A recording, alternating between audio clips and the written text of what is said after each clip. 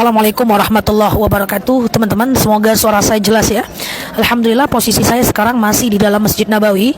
Alhamdulillah, tadi saya bersama jemaah yang lain sudah masuk ke dalam Raudhah. Saya mau informasikan sedikit buat bekal kita semua teman-teman yang pergi umroh dan masuk ke dalam Raudhah. Jadi saya punya inisiatif untuk menyampaikan ini kepada teman-teman semuanya. Ya, jadi teman-teman semuanya bahwa antara makam dan kuburan Rasulullah, mohon maaf, antara mimbar dan kuburan Rasulullah Sallallahu Alaihi Wasallam, mimbar itu adalah kalau kita masuk ke dalam Raudhah itu persis seperti mimbar orang sedang khutbah, ya. Kemudian itu akan berada kalau kita masuk Raudhah posisinya di sebelah kanan kita, sementara makam Rasulullah Sallallahu Alaihi Wasallam posisinya di sebelah kiri kita. Nah, ketika kita masuk Raudhah tuh pokoknya mimbarnya sebelah kanan, makamnya adalah sebelah kiri kita.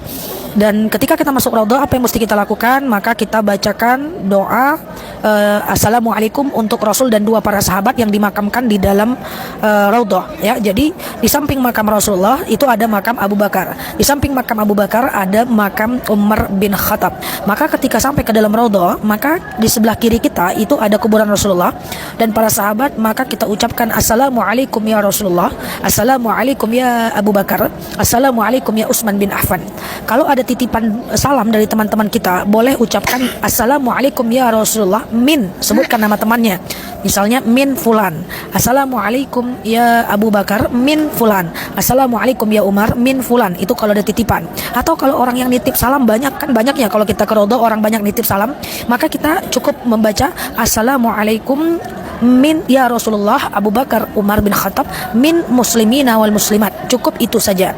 Jadi yang perlu kita ketahui adalah ketika masuk ke Raudhah kita ucapkan salam untuk Rasulullah, Umar bin Khattab dan Abu Bakar. Kemudian dianjurkan sholat di dalam Raudhah antara mimbar dan kuburan. Ma bainal baiti wa mimbari raudhatan min riyadil jannah.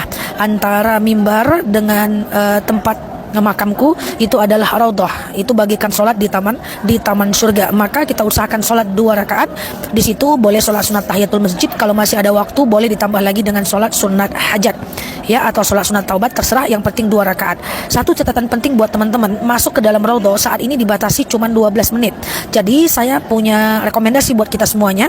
Dalam Raudhah itu yang diperbanyak bukan sholat, yang diperbanyak adalah doa, karena itu adalah tempat mustajab doa.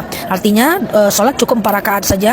Dan ingat, kalau seandainya kita dalam keadaan sholat itu dalam keadaan nggak kuat, maka kita boleh duduk dan usahakan setelah sholat segera berdiri dan berdoalah dalam keadaan berdiri, ya. Di Raudhah itu dianjurkan memperbanyak doa, ya, bukan memperbanyak sholat. Saya banyak lihat orang yang di Raudhah ngabisin sholat, wah, habis waktu 8 rakaat, setelah itu disuruh keluar. Jadi teman-teman cari sholat yang teman-teman butuhkan, diantaranya adalah tahiyatul masjid, dan kemudian lakukan sholat sunat taubat atau hajat, terserah teman-teman. Lalu kemudian segera bangun dan berdoalah sambil berdiri. Banyak berdoa, karena dalam Raudhah dianjurkan untuk berdoa. Nah, waktu cuma 12 menit ini, maka kita gunakan untuk mendoakan hal yang paling prioritas.